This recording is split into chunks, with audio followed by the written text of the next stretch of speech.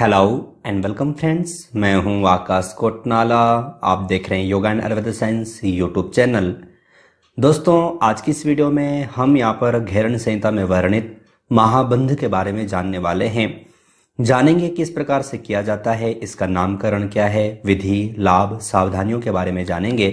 साथ ही साथ इससे पूर्व आपको बता दें, महाबंध हो या फिर जितने भी बंध घेरण संहिता में वर्णित हैं या फिर योग ग्रंथों से संबंधित आपको 550 प्लस लेक्चर्स चैनल पर दिए गए हैं।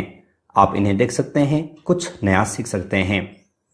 यहाँ पर हमने बंध, इससे पूर्व 3 बंधों के बारे में यहाँ पर चर्चा की है। आज हम यहाँ पर महाबंध का संपूर्ण परिचय यहाँ पर जानने वाले हैं। महाबंध के बारे में जानने से पूर्व हमें मुद्रा एवं बंध के बारे में जानना आवश्यक है। मुद्रा एवं बंध क्या है, तो ये आपको ध्यान रखना है कि महर्षि घेरण्य ने सप्त साधन के अंतर्गत तृतीय साधन में मुद्रा एवं बंध का वर्णन किया है। जो महर्षि घेरण्य का जो ये घेरण संहिता नामक जो ग्रंथ है 7 साधनों में विभाजित है। इसका जो तृतीय साधन है उसमें महर्षि घेरण्य ने मुद्रा एवं बंध के बारे में चर्चा की है। 25 मुद्रा एवं बंध हैं, जिनमें से कि 5 धारणाएं भी हैं।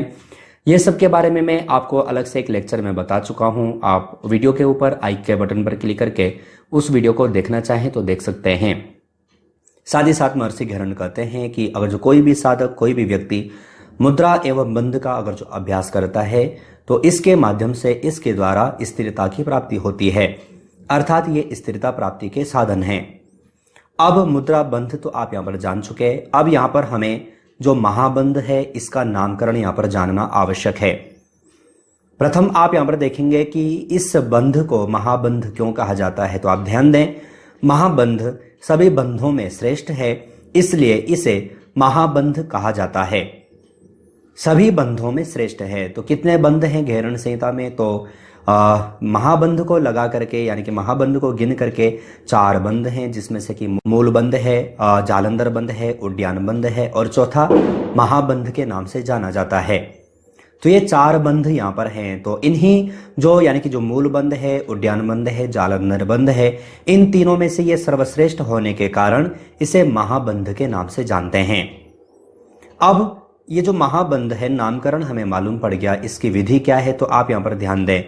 यहाँ पर एक इमेज मैंने आपको यहाँ पर दी है जो कि घेरण संहिता के अनुसार है, क्योंकि हम यहाँ पर घेरण संहिता के अनुसार यहाँ पर पढ़ रहे हैं। तो घेरण संहिता में वर्णित जो ये इमेज है वहीं से मैंने आपको यहाँ पर दी है। क्रेडिट घेरण संहिता को जाता है।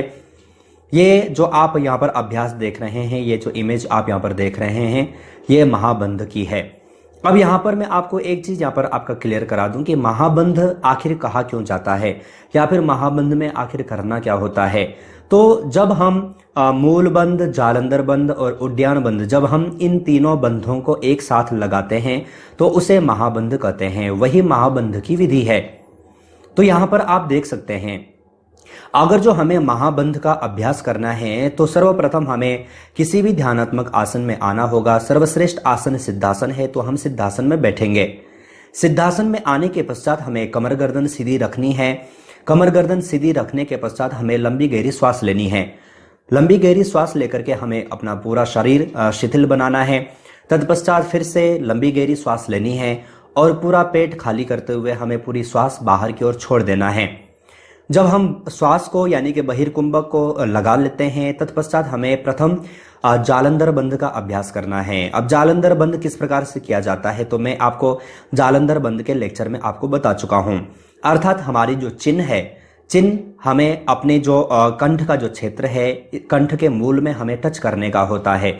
तो हमें यहाँ पर प्रथम जालंधर बंध लगाना है। जालंधर बंध लगाते ही हमें इसके पश्चात साथ ही हमें उद्यान बंध का अभ्यास करना है। अब उद्यान बंध किस प्रकार से किया जाता है, तो इसको भी मैंने आपको बताया है, उसके लाभ, विधि, सावधानियां बताई है। तो उद्यान बंध में हम अपना जो पेट का जो भाग होता है, अपना जो उदरीय क्षेत्र है, इसे हम पीठ पर टच करने का अभ्यास करते हैं। इसके पश्चात अपना जो नाभि वाला जो भाग होता है इसे ऊपर की ओर खींचते हैं। तो ये हमें यहाँ पर लगाए रखना है। साथ ही साथ तीसरा बंध हमें यहाँ पर लगाना है, यानी कि हमें मूल बंध का अभ्यास करना है। तो ये प्रथम जो हमें जो बंध लगाना है वह जालंधर बंध, द्वितीय बंध लगेगा उड्डयन बंध और तृतीय लगेगा मूल बंध। तो जब हम मूल बंध लगाते हैं तो मूल बंध किस प्रकार से किया जाता है, अर्थात अपना जो मूलाधार का जो क्षेत्र है इसे ऊपर की ओर खींचा जाता है, संकुचित किया जाता है। तो इस प्रकार से हमारे ये जो तीनों बंध हैं ये लगेंगे। मैं आपको एक चीज और क्लियर करा दूं, कुछ बच्चे होंगे जिन्होंने जालंधर बंध का लेक्चर देखा होगा, तो वहां पर मैंने आपको बताया था कि वहां पर श्वास लेकर के जालंधर बंध का अभ्यास करना है। लेकिन जब हम महाबंध करते हैं तो उस दौरान अगर जो हम जालंधर बंध लगा रहे हैं तो हमें श्वास बाहर की ओर छोड़ना है। तो ये इस प्रकार से हमें यहाँ पर लगाना है, तीनों बंध एक साथ लगेंगे। तत्पश्चात जितनी देर तक हम श्वास को लगाए रख सकते हैं, यानी कि श्वास को रोक सकते हैं, तब तक हमें यह अभ्यास करना है। अगर जो आपको लगे कि अब हम अभ्यास नहीं कर सकते, प्रथम हमें मूल बंध को छोड़ना है, तत्पश्चात हम उड्डयन बंध को छोड़ेंगे और इसके पश्चात हमें जालंधर बंध को छोड़ना है। तो इस प्रकार से इनका स्टेप बाय स्टेप हमें ये लगाने हैं और स्टेप बाय स्टेप हमें ये छोड़ने हैं। तो ये जो विधि जो बताई गई है ये महाबंध की है। मैं आपको बता दूं कि साधारण सा अभ्यास नहीं है, कठिन अभ्यास है। तो ये आपको यहाँ पर ध्यान रखना है। अब विधि आप जान गए, तो इसके पश्चात जब हम इस प्रकार से कर लेते हैं, अगर जो आप चाहें तो इसकी जो आवृत्ति है वो दोहरा भी सकते हैं। तो विधि आप जान चुके हैं। अगर जो हम या फिर कोई भी व्यक्ति अगर जो महाबंध का अभ्यास करता है तो इसके लाभ क्या है, तो आप ध्यान दें।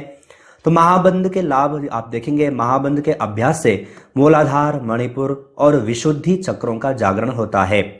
क्योंकि मूलाधार में जब हम मूल बंध लगा रहे हैं, मणिपुर में जब हम उड्डयन बंध लगा रहे हैं और विशुद्धि में जब हम जालंधर बंध लगा रहे हैं, तो तीनों बंधों पर यानी कि तीनों चक्रों पर प्रभाव पड़ने के कारण तीनों चक्र जागृत होते हैं। 6 चक्रों के बारे में मैं आपको पहले ही बता चुका हूं, तीनों चक्रों के बारे में आपको मैं पहले बता चुका हूं, तो वो लेक्चर आप जरूर देखें। तो ये हमें यहाँ पर ध्यान रखना है। साथ ही साथ जो लाभ हमें जालंधर बंध के अभ्यास से प्राप्त होते हैं, जो लाभ हमें उड्डयन बंध के अभ्यास से प्राप्त होते हैं और जो लाभ हमें मूल बंध के अभ्यास से प्राप्त होते हैं, वो सभी के सभी लाभ हमें यहाँ पर प्राप्त होते हैं। तो ये हमें यहाँ पर ध्यान रखना है। शारीरिक और मानसिक जितने भी लाभ हैं वो सब के सब हमें यहाँ पर प्राप्त होते हैं। मूलाधार क्षेत्र से संबंधित जितनी भी समस्याएं हैं वो दूर होती हैं। पेट से संबंधित, उदर से संबंधित, पाचन संबंधित जितनी भी समस्याएं होती हैं ये दूर होती हैं। और साथ ही साथ थायराइड से संबंधित जितनी भी समस्याएं होती हैं ये सब के सब दूर होती हैं। तो ये मैंने आपको वहां पर भी बताया है, इसके लिए मैं इसका रिवीजन यहाँ पर ज्यादा नहीं करूंगा। तो ये महाबंध के लाभ हैं। अब इस दौरान हमें किस प्रकार से सावधानी बरतनी है तो ये भी हमें ध्यान रखना है। आप यहाँ पर देख भी सकते हैं, ये इसके लाभ यहाँ पर बताए गए हैं। अब सावधानी क्या क्या बरतनी है तो आप यहाँ पर देखेंगे कि जब तक तीनों बंधों का अभ्यास सिद्ध न हो जाए तब तक महाबंध का अभ्यास नहीं करना चाहिए। जब तक किसी भी व्यक्ति का अगर जो हमारा भी स्वयं का भी अगर जो हम अभ्यास कर रहे हैं मूल बंध, जालंधर बंध या फिर उड्डयन बंध सिद्ध नहीं हो जाता, तब तक हमें महाबंध का अभ्यास नहीं करना है। जब ये तीनों बंध सिद्ध हो जाए तत्पश्चात हम इसका अभ्यास कर सकते हैं। तो ये कुछ सावधानियां हैं। साथ ही साथ जैसे कि उड्डयन बंध के दौरान मैंने आपको बताया था, हार्निया अगर जो समस्या है या फिर अल्सर इत्यादि है, हृदय रोग से संबंधित अगर जो कोई समस्या है तो ये उस दौरान हमें नहीं करना है। या फिर जैसे कि गर्भवती महिलाएं हैं तो उस दौरान हमें ये अभ्यास नहीं करना है। उसी प्रकार से जिस प्रकार से तीनों बंधों के जो सावधानियां हैं वो भी हमें यहाँ पर ध्यान रखनी है। तो इस प्रकार से जो महाबंध है ये आपका तैयार होता है। मैं आपको बता दूं, अगर जो आप लेक्चर को अगर जो आप अपने स्वयं के लिए देख रहे हैं तो भी आपको इस प्रकार से ध्यान रखना है। और अगर जो आप एग्जाम की दृष्टि से देख रहे हैं, गहरण संहिता का लेक्चर है, अगर जो आप उस दृष्टि से देख रहे हैं तो भी आपको यहाँ पर जो वीडियो में बताया गया इसे आपको ध्यानपूर्वक समझना है, इसे ध्यान में रखना है। अगर जो नहीं समझ में आया तो आप लेक्चर को रिपीट करके देख सकते हैं। साथ ही साथ आप सभी जानते हैं कुछ प्रश्न मैं आपको यहाँ पर लेक्चर के अंत में देता हूं। जो प्रश्न यहाँ पर आपको दिए हैं आप इनका सही आंसर आप वीडियो के कमेंट बॉक्स में भेजिएगा। प्रथम प्रश्न आपके लिए है, निम्नलिखित में से उड्डयन बंध का संबंध किस चक्र से है? मूलाधार, मणिपुर, विशुद्धि, कोई नहीं। तो उड्डयन बंध का अभ्यास अगर जो हम करते हैं तो किस चक्र पर प्रभाव पड़ता है आपसे पूछा गया है। सही आंसर छांट करके वीडियो के कमेंट बॉक्स में भेजिएगा। द्वितीय प्रश्न की ओर चलें। निम्न में से जालंधर बंध का तात्पर्य किस चक्र से है? मूलाधार, स्वादिष्टान, विशुद्धि, कोई नहीं।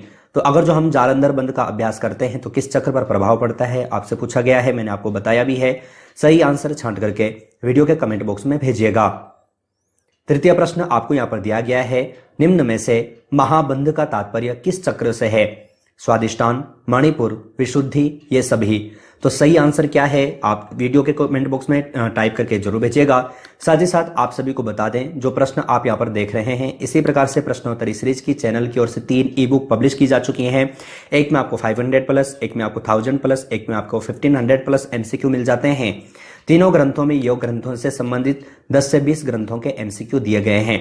आप तीनों बुक में से कोई भी बुक डाउनलोड परचेस करने के लिए वीडियो का कमेंट बॉक्स, वीडियो का डिस्क्रिप्शन बॉक्स चेक कर सकते हैं। नेक्स्ट चौथे प्रश्न की ओर चलें।